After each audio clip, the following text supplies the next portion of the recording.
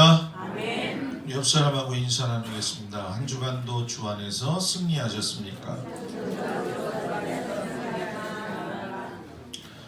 우리 한 번 더 인사할까요? 이번 주간에는 설 명절이 있으니까 서로 앞뒤로 바라보시면서 새해 복 많이 받으세요.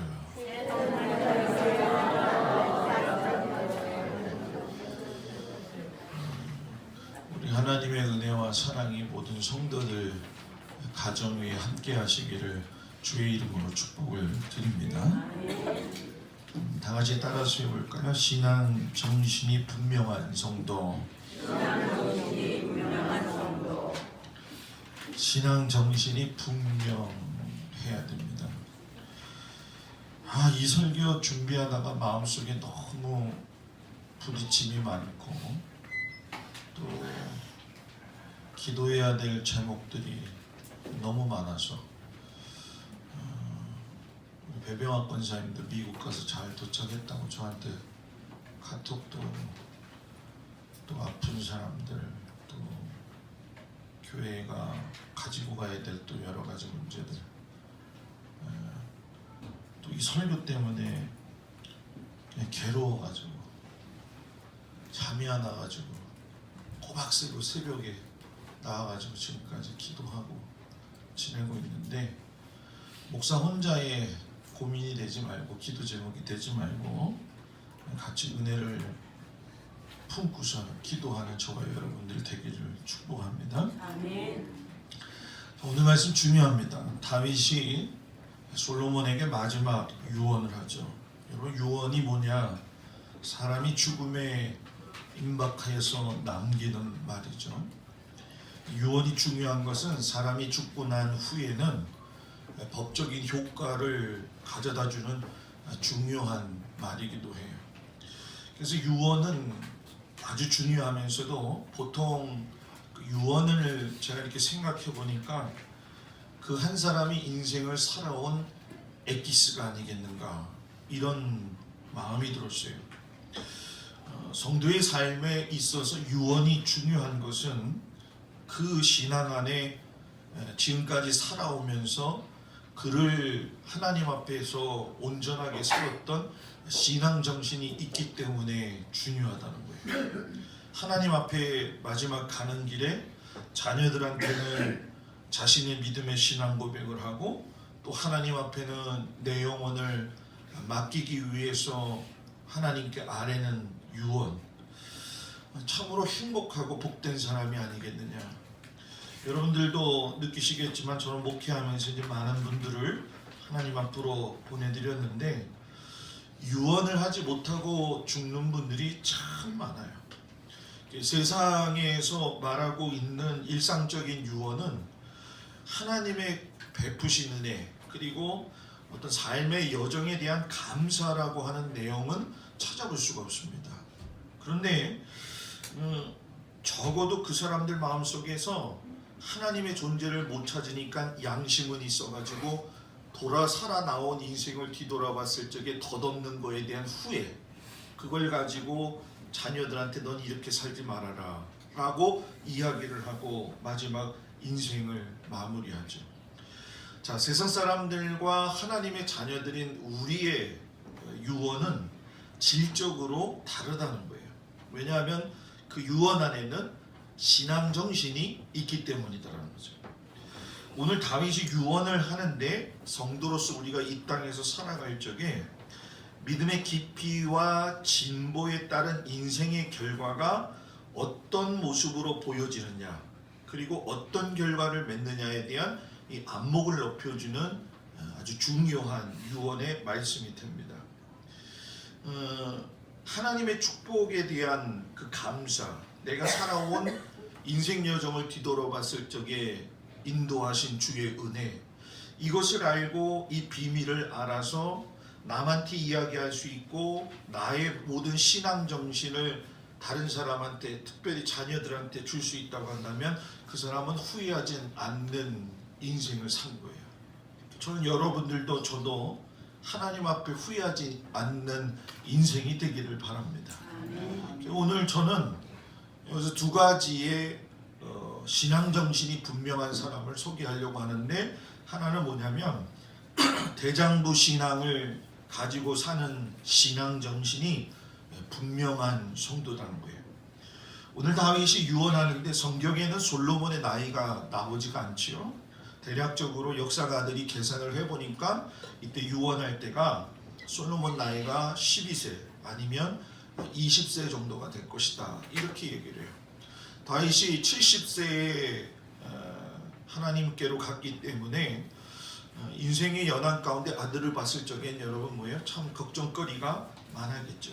그래서 솔로몬을 향해서 대장부의 신앙을 가져야 된다라고 이야기를 했어요. 그래서 어떤 한편에서는 나이 어린 자녀에게 당부를 하기 위해서 대장부 신앙을 살아라, 이렇게 생각할 수도 있겠지만 과연 그럴까요? 저는 그렇게 생각하지 않아요. 왜냐하면 다윗이 솔로몬이 나이가 어리니까 걱정하는 마음이 앞서서 그런 게 아니라 자기가 인생 살아보니까 부모가 되었든 뭐 인생의 선배가 되었든 사람은 여러분 자기가 경험하지 못한 건 다른 후대 사람이나 다른 사람한테 전할 수가 없어요.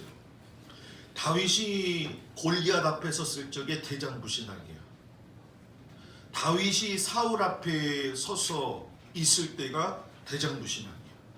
자기가 그 어려움 속에서 대장부 신앙을 살아봤기 때문에 대장부 신앙이 가져오는 결과가 얼마나 좋은지를 알고 솔로몬한테 이야기를 해준 거죠.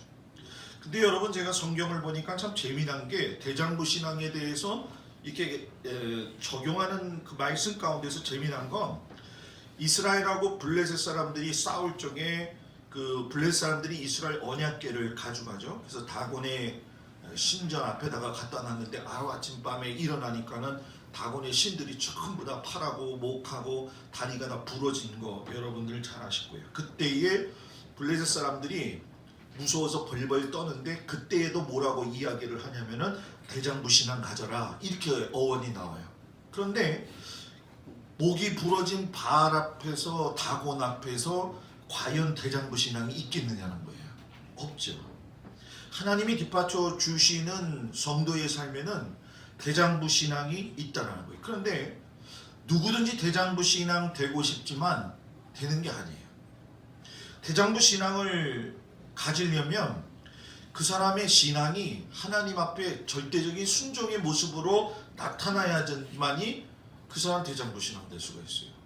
그래서 순종은 그 사람이 하나님 앞에서 어떤 인생을 살았느냐에 대한 가늠자가 돼요.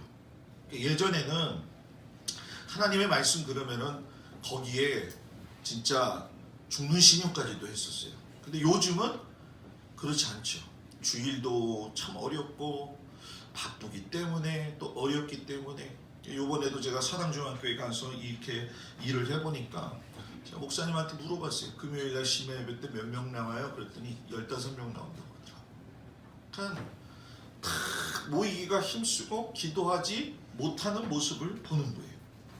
그러니까 여러분, 순종은 아주 작은 것부터 시작을 해야 된다, 저는 생각을 해요.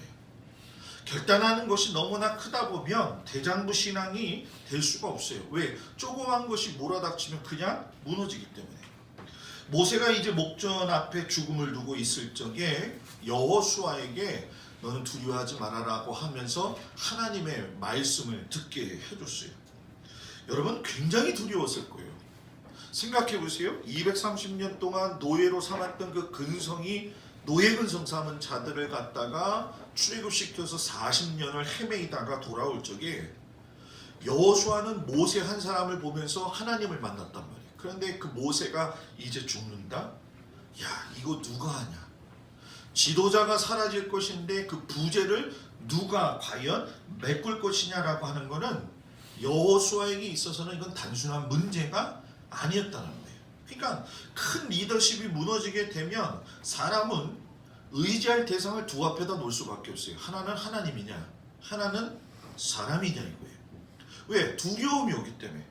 그래서 제가 설교 준비하면서 무슨 생각이 들었냐면은, 한국교회가 왜 세습하고 한국교회가 왜 이렇게 분란이 일어나고 성도들이 하나님의 말씀대로 살지 못하고 목사들이 왜 이렇게 살까 보니까 두려운 거예요. 교회 크니까 내가 아니면 안 된다고 생각하는 거고, 교회에서 내 목소리가 커야지 된다고 생각을 하는 거고, 내 노력하고 내 의의가 강하기 때문에 다른 사람들 이야기는 들어오지 않는 거예요. 그러니까 두려움이 있으면 그 안에 그거를 정당화시키는 욕심하고 뭐예요? 연결을 시킨다는 거예요. 그때 하나님께서 여호수아에게 뭐라고 얘기했냐면은 여호수아서 1장 7절에 오직 강하고 극히 담대하여 나의 종 모세가 내게 명령한 그 율법을 다 지켜 행하고 우로나 좌로나 뭐예요? 치우치지 마라. 그리하면 어디로 가든지 뭐예요? 형통하리라. 여러분, 이 말씀은 무슨 말씀이냐면 담대한 대장부 신앙이 되려면은 율법고 하나님의 말씀을 순종하고 행하면서 살라는 얘기예요. 율법 말씀을 순종하는 건 담대함이 있어야지 할 수 있어요. 왜? 시간을 거슬러야 되고 삶의 방향에서 역방향으로 갈 수밖에 없는 세상의 환경 가운데 살기 때문인 거예요. 세상은 여러분 지금도 우리가 삶을 살 적에 여러분이나 저한테 여러 가지 상황들과 환경의 제약들과 나약한 육신의 연약한 모습들을 통해 가지고 담대한 것을 잃어버리게 만들어요. 주일날 와서 설교 말씀 들으면은 위로받고 힘없고 나도 저렇게 살 거야 라고 하면은 월요일 날쯤 가면은 여러분 뭡니까? 잊어먹기 시작하면서부터 이제 뭐 걱정이네요? 뭐니 걱정이에요. 뭐니가 뭐죠? 돈 걱정. 그리고 뭐 걱정이에요? 건강 걱정. 그죠? 건강 걱정. 저도 목회 초반에 그 시골에서 목회할 적에 너무너무 힘들었어요. 그래가지고 그때 물질이 뭐 없었고 뭐 지금도 그렇지만은 그때하고 지금하고 다른 게 있어요. 그게 뭐냐면 먹이시고 입히시는 건 하나님이 하는 것이지 내가 한다고 될 문제는 아니더라는 거예요. 그게 두려워지기 시작하니까 너무 내 마음속에서 그거에 매이게 되는 거예요. 그러니까 매이게 되면은 목사가 대장부 신앙 돼가지고 성도들한테 이렇게 갑시다 라고 얘기해야 되는데 내가 확신이 없으니까 뭐예요? 할 수가 없는 거예요. 그러니까 신앙은 부모가 되었든 자식이 되었든 서로에게 확신 있는 사람이 될 적에 여러분 뭐예요? 믿음의 분명한 은혜가 경험되어질 수 있다라는 것이고, 믿음이 확고부동하게 서서 흔들림 없이 갈 적에 담대한 우리 대장부 신앙이 될 수가 있다는 거예요. 아버지 다윗이 이제 내가 죽고 너 혼자 남으니까 많은 적들이 너를 괴롭힐 거야. 그러니까 담대해야 돼 너. 이런 의미로 이야기한 것이 아니에요. 다윗은 지금의 당장의 현실적인 문제보다도 솔로몬의 인생 전체를 봤을 적에 너가 믿고 따라가야 될 분이 누구냐면 하나님이라는 거예요. 내가 대장부 신앙 되어져 가지고 하나님을 따라서 그 수많은 전쟁에서 그 어려움 속에서 살인이 일어나기 직전까지, 죽음이 오기 직전까지도 뭐예요? 하나님을 믿고 담대한 대장부 신앙이 된 것처럼 너도 뭐예요? 그런 신앙 정신으로 뭐예요? 살라는 거예요. 솔로몬이 하나님의 말씀을 지키면서 살 적에 이 이야기를 듣고 있지만 실상 여러분 이 솔로몬이 이제 나중에 가서 보게 되면은 이 말씀도 제대로 지키지 못해 가지고서는 왜 대장부 신앙을 다윗이 강조했는지 알게 돼요. 여러분 이스라엘의 왕은 사람이 뽑은 왕이 아니에요. 사람의 말을 듣고 행동하는 사람이 아니에요. 하나님께서 명령을 내려야지만이 그 명령 가운데서 행할 수 있는 거예요. 그러니까 명령을 내리는 사람이 아니라 명령을 뭐예요? 받는 사람이었다는 거예요. 그러니까 솔로몬이 아무리 똑똑하고 부와 권세를 가졌다 할지라도 하나님께서 통치하시는 것을 오히려 그가 행해야 될, 어떻게 보면 아주 연약하고 부족한 존재였다는 거예요. 그럼에도 불구하고 이런 솔로몬이 자기의 것이 만족되어지면 모든 걸 버리는 걸 보세요. 이게 사람의 모습이라는 거예요. 그렇기 때문에 오늘 내가 신앙의 삶을 살 적에 담대한 신앙인으로서 내 신앙 정신을 만들려고 한다면 내면의 담대함을 만드는 건 결국 순종의 태도에서 나온다는 거예요. 말씀을 믿을 수 있는 것도 순종이고, 말씀을 따라서 행할 수 있는 것도 순종이고, 말씀대로 기도하면서 갈 수 있는 것도 결국은 뭐예요? 순종이라는 거예요. 우리가 부모의 말을 순종하지 못할 때에도 여러분 참 어려운 마음을 가질 때가 있는데, 하나님의 말씀에 대한 순종은 부모 이상의 것이 가지고 있는 엄청난 능력의 말씀이라는 거예요. 그러니까 우리가 이 이원론적인 생각을 가지고 있으니까 기독교가 기복주의가 돼가지고서는 하나님의 말씀에 순종하면서 살면은 물질적으로나 육체적인 어떤 행복을 가져다주는 어떤 통로로 생각할 때가 많아요. 여러분 그걸까요? 아니에요. 아브라함이 여러분 담대하게 떠났다고 이야기하지만 얼마나 갈팡질팡했겠어요.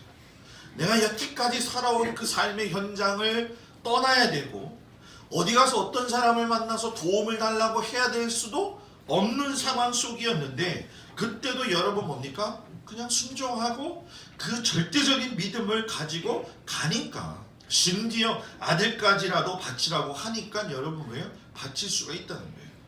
이게 아니면 담대한 신앙이 될 수가 없어요. 초대교회가 여러분 어땠습니까? 좋았나요? 안 좋았어요 여러분. 자기들끼리는 좋을지 몰랐죠. 예루살렘 교회가 자기들끼리 먹고 즐기는 일에 힘쓰니까 예수님이 사마리아 땅끝까지 이르러 내 증인이 되라고 하는 일을 안 하잖아요. 그러니까 안 하니까 하나님이 어떻게 하셨어요? 흩으셨어요. 오늘 아침에 태영호 그분이 쓴 기사를 보니까 북한에서는 성경을 폈다는 이유만으로도 붙잡아가서 죽인다는 거예요. 그럼 여기 있는 우리는 다 죽어야 돼.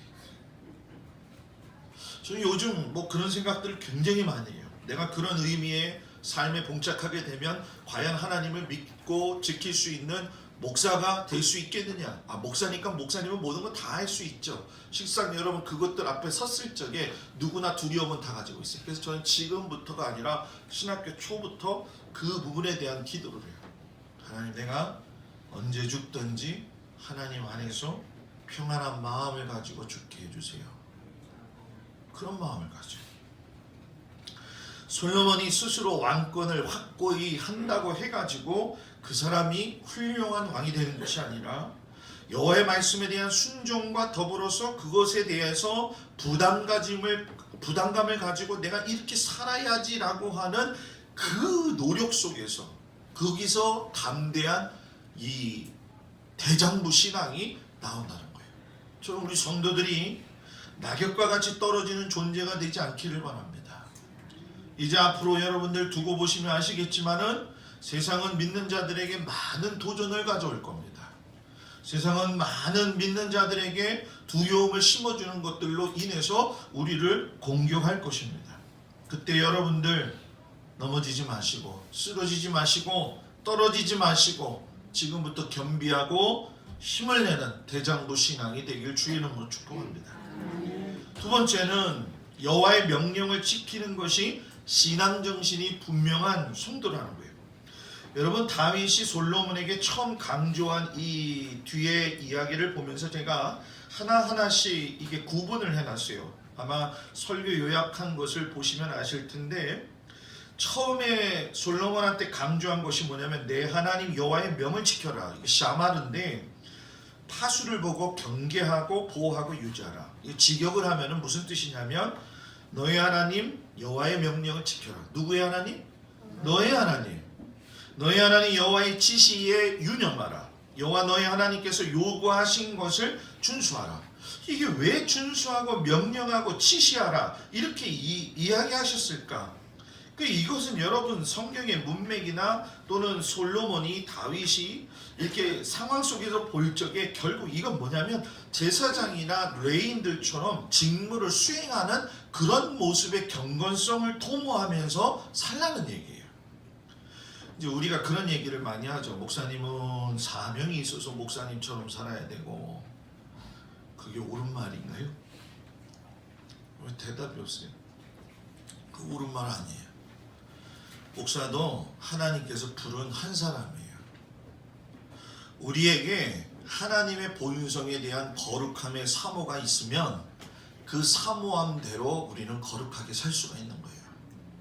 순간 그걸 잊어버리게 되면 여호와의 명령인지 잊어버리고 세상의 명령을 따라 산다는 거예요. 그래서 성도의 삶이 가볍지 말아야 돼요.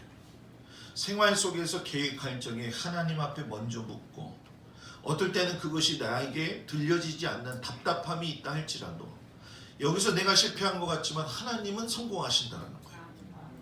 그것이 오늘날 내게 있어야 된다. 그리고 여기서 보면 다윗이 그 길로 행하여라고 했는데, 이것은 다윗이 자기가 죽어가지고 가는 죽음의 길을 이야기하는 게 아니라 여호와께서 말씀하신 말씀의 도, 길을 따라가라는 얘기예요. 여러분, 이 신명기의 이 언약의 도에 대해서 나오는데 이걸 신명기 사관이라고 하는데, 여러분들 잘 아실 거예요. 신명기 28장에 보게 되면 여호와 하나님의 말씀을 너희가 잘 들으면 명령을 지켜서 잘 행하며 너를 세계 모든 민족 위에 뛰어나게 할 것이고, 어디를 가든지 뭐예요? 청종하면 너한테 복이 임할 것인데, 성읍에 가도 복을 받고 들에 나가도 뭐예요? 복을 받고, 자녀도 토지도 소산도 짐승의 새끼도 심지어 떡반죽의 그릇까지도 뭐예요? 내가 복을 내릴 것이다 라고 이야기를 해요. 근데 여러분, 이걸 신명기 사관이라고 하는데 쉽게 얘기하면 이거예요. 이렇게 살면 내가 이렇게 하겠다는 거예요. 그 신명기 사관 뒤에 보게 되면은 축복이 아니라 저주의 말씀도 분명하게 나와요. 너희들이 이렇게 살지 않으면 내가 이렇게 너희들의 인생을 결과적으로 이렇게 만들 것이다. 이걸 보면서 이스라엘의 백성들의 태도를 역사적인 안에서 우리에게 적용을 해보니까 여러분 잘 생각해 보세요. 이 말씀 끝나고 난 다음에 사사시대, 왕국시대, 분열왕국시대를 보게 되면 그들이 하나님을 완전히 무시하는 행동을 해요. 그래서 이 무시하는 행동이 왜 그들에게서 일어났을까? 결국은 여러분 딱 한 가지입니다. 그거 뭐냐면 하나님을 알지 못하기 때문에. 성경은 많이 읽었는데 하나님이 말씀하시는 내용의 중심을 모르는 거예요. 말씀을, 율법을 준수했는데 몸으로 행동하는 건 하지만 본 마음의 바탕은 변하지가 않는 거예요. 그러니까 오늘날 성도들이 교회에 와서 예배 드리고 또 말씀 듣고 힘을 얻고 돌아간다고 하지만 이 지식적으로 자꾸 받아들이니까 삶의 현장에 들어가서는 백전백패하는 거예요. 전부 다. 그 하나님의 말씀이 내 안에 들어와 가지고서는 나를 갖다가 완전히 요동치게 하고 내가 주님 말씀 아니면 못 살겠다라고 하는 결단을 가져야 되는데, 사사시대 때도 보면 제사장이든 백성들이든 사사들도 뭐 하나님을 보이는 우상하고 뭐예요? 바꿔버려요. 왕정시대 때도 사울은 여러분 문제가 해결이 안 되니까 하나님이 그를 불러서 왕으로 삼아주셨는데도 사무엘이 죽고 나가지고 사무엘을 찾기 위해서 영매에 찾아. 여러분, 이 영매에 찾아갔다는 얘기는 무슨 얘기인 줄 알아요? 내가 하나님 안에서 해결이 안 된다라고 생각하면 딱 두 가지예요. 하나는 무릎 꿇는 거고, 하나는 뭐예요? 세상 방식 따라가겠다는 거예요. 여러분, 우리들의 모습이 무엇인지 한번 잘 생각해 보세요.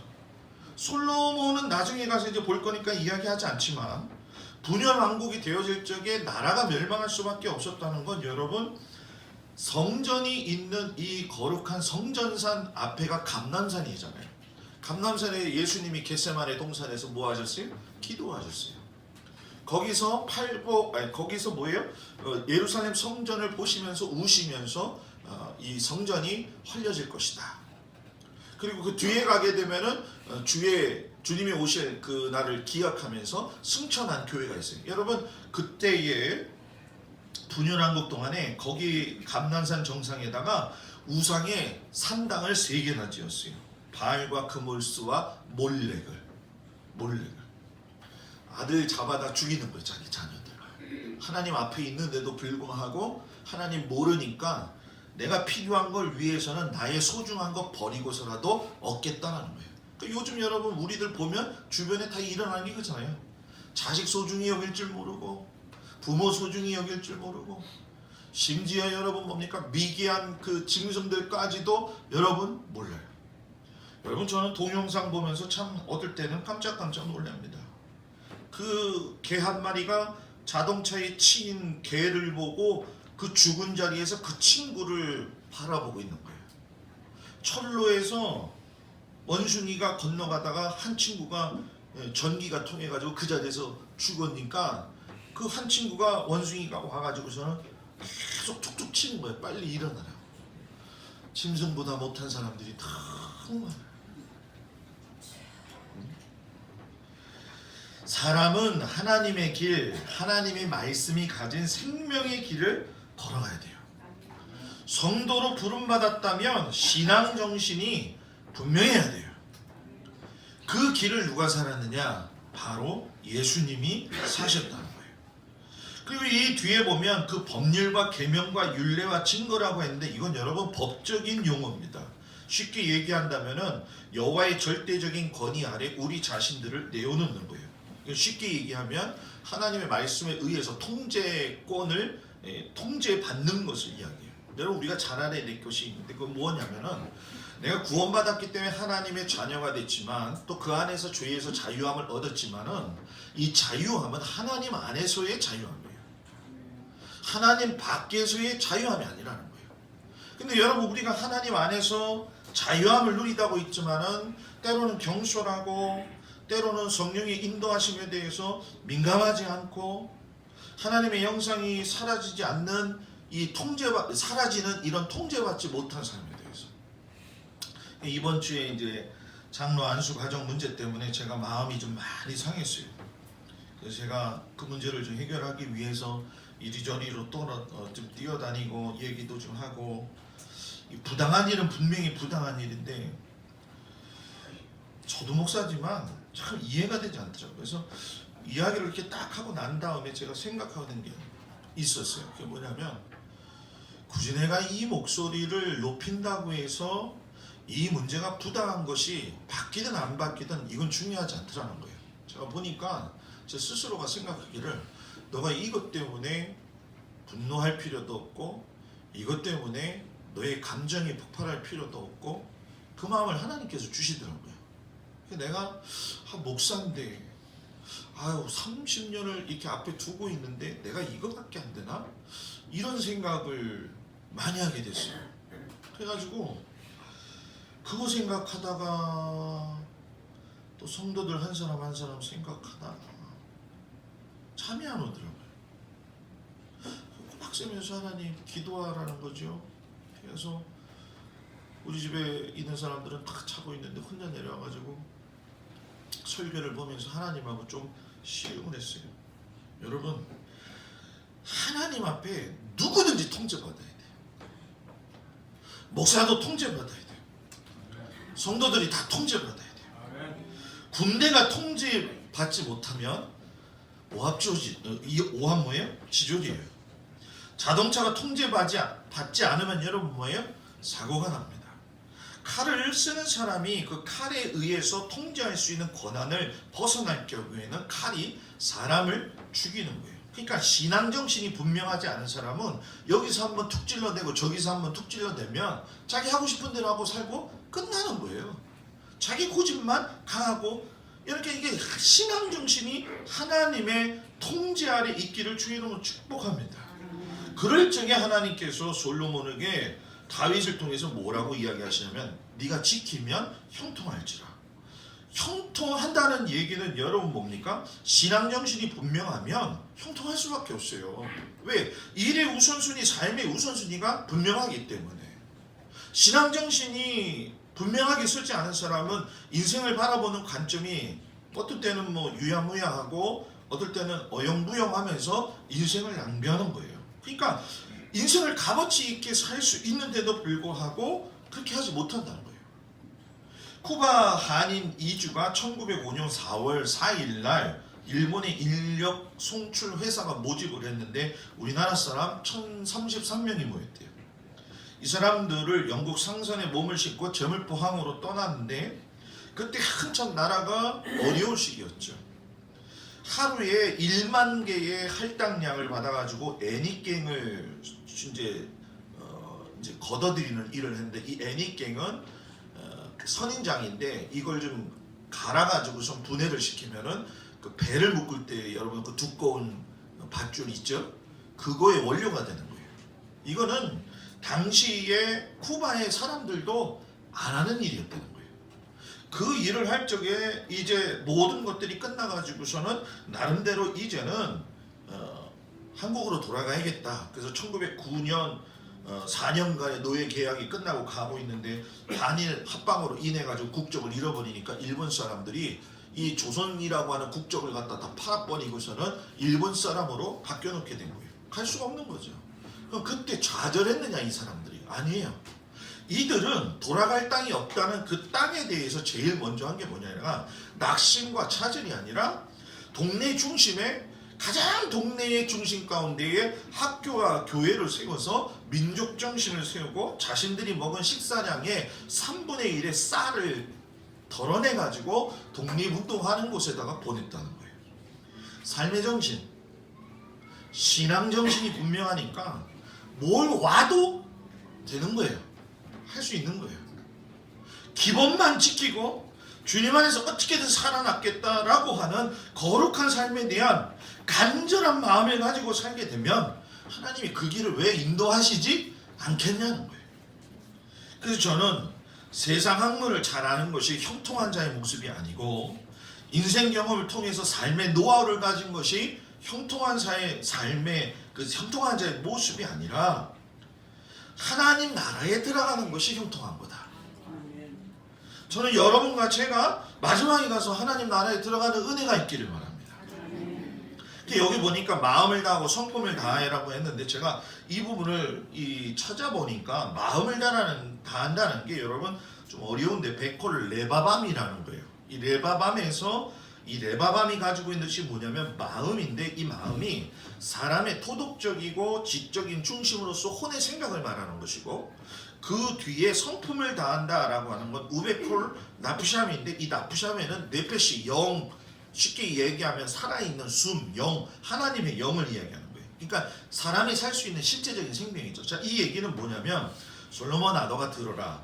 너는 혼의 생각과 영의 생명을 가지고 하나님을 사랑하고 순종해라. 우린 여러분 혼의 생각만 가지고 하나님 사랑해요.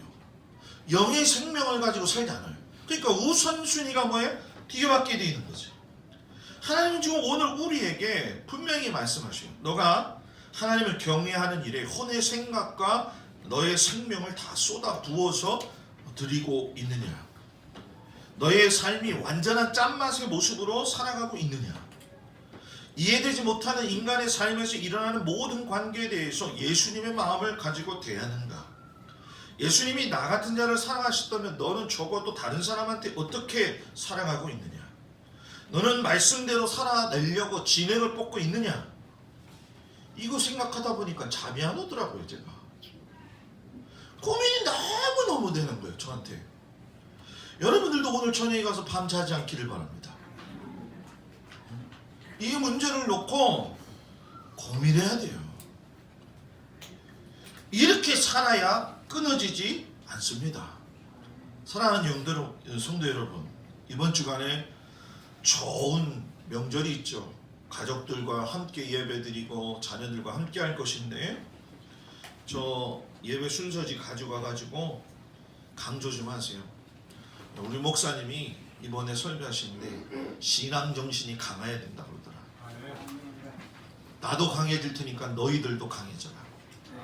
그래가지고 우리의 삶이 정말로 대장부신앙 율법의 말씀을 지킴으로 인해서 우리의 형통함을 이끌어주시는 하나님을 만날 수 있는 은혜가 여러분들 가운데 있고 일주일 동안 승리하시기를 주의 이름으로 축복을 드립니다.